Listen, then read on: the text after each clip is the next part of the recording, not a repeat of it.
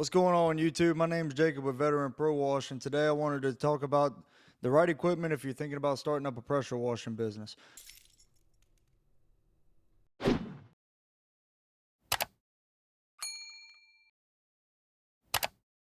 Now, before I get into what the best equipment to start a pressure washing business, there's a few questions that you're going to want to ask yourself before you go ahead and get started. A few of these questions that you're going to want to ask yourself is, what type of pressure washer business do I want to start?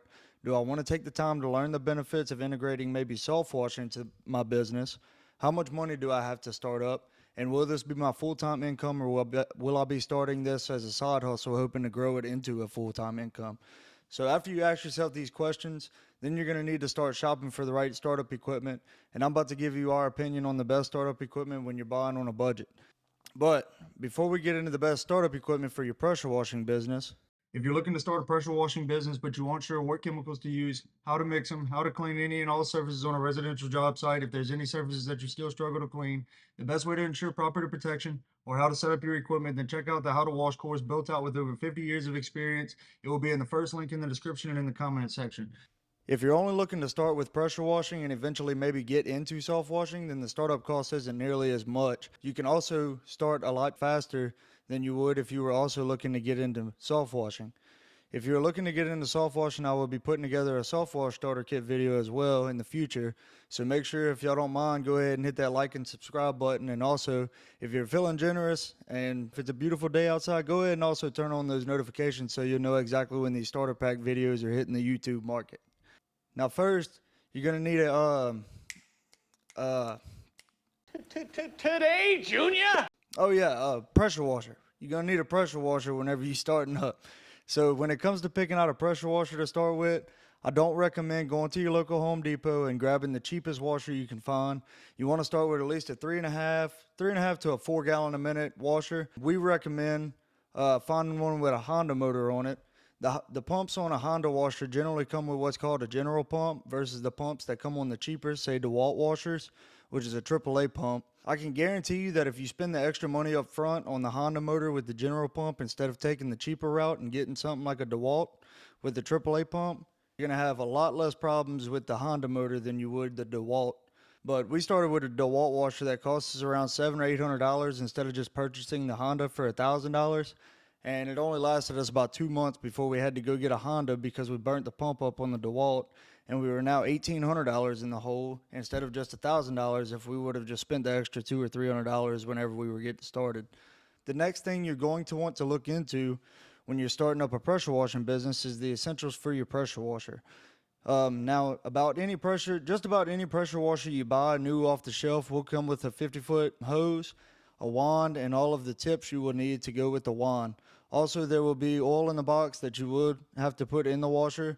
Make sure y'all don't forget to add the oil if it's not already in the pump or in the washer on the motor. Other than what's in the box, get a good gas can with a nozzle that won't piss you off every time you have to use it, that seals well and doesn't leak gas all in the back of your truck or trailer, because that is a good way to make for a bad day. If you run out of gas in your washer and you got to go back to the store because all the fuel spilled in your truck or on your trailer. It's happened to us in the past, and it's not fun. It sucks because we got started, we got set up on a job. Then we realized that the gas can had dumped over in the back of the truck, so we had to roll all our hoses back up, leave, go back to the store, fill up, and then we weren't able to get started on the job until about an hour after we originally got there.